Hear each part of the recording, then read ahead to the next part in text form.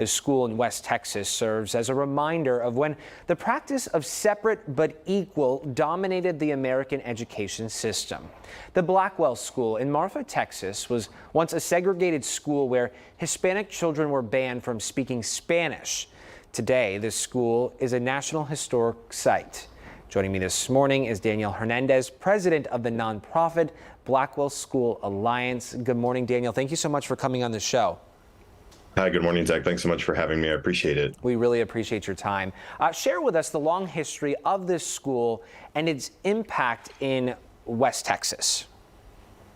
Sure. So the Blackwell School does have a very rich, complex, and difficult history. The Blackwell School operated from 1909 until 1965, and it served primarily as the school for Mexican-American school children in Marfa, which is a small town located in the Big Bend region of Texas.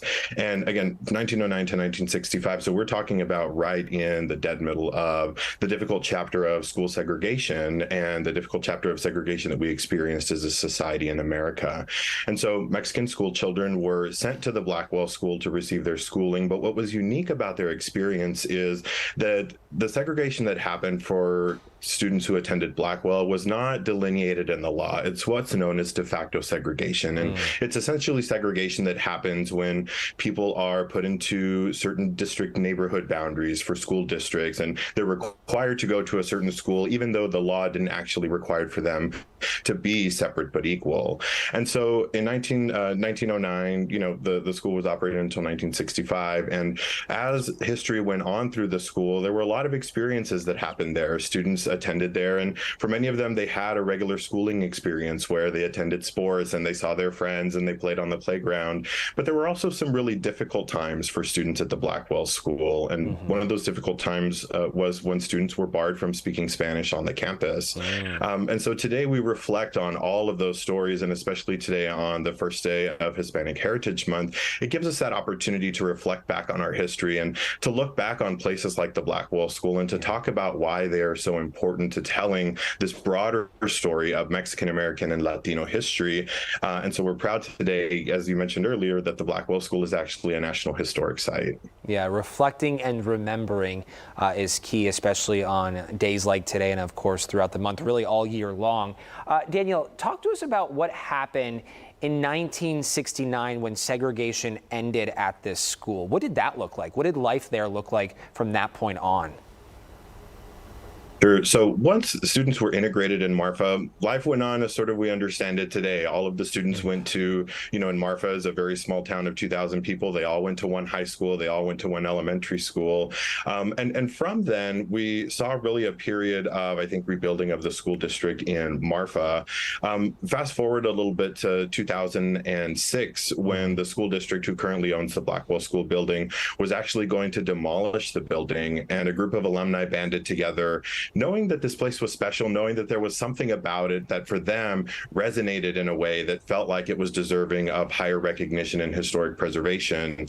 And so they got together and advocated to the school district to be able to take out a long-term, low-cost lease for the facility. And they actually started a museum at the facility to uplift those stories and to be able to tell that story of de facto segregation, not only at the Blackwell School, but also that de facto segregation that so many students experience throughout the greater Southwest and throughout the United States. And so through many years of advocacy, after working with congressional partners and with nonprofit partners like the National Parks Conservation Association, we were able to advocate to have this site designated as a National Historic Site.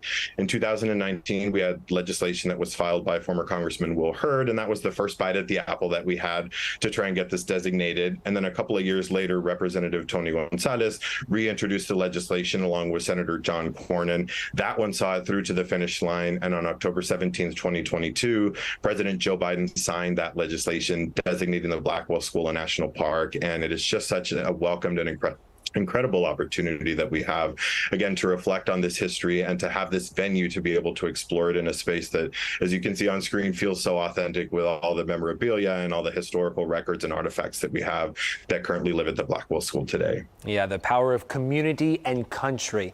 It really takes a village. Daniel, can people visit this site? Yes, the site is currently open for limited hours. We're currently open on Saturdays and Sundays from noon until 4 p.m. and Monday mornings from 9 a.m. to noon. But as we continue working with our partners and with the National Park Service to stand up the site, we do hope to eventually expand those hours to have it open much more broadly for those who are looking to come and explore this history and really take a moment to examine everything that's at the Blackwell Historic Site. And we really are looking forward to continuing that historic interpretive process as we move forward to make sure that this site represents the stories, again, of not just those who attended Blackwell, but all those folks who experienced de facto segregation in our country. Daniel Hernandez with Blackwell School Alliance, thank you so much for your time this morning. We appreciate it. Thanks, Zach. Absolutely.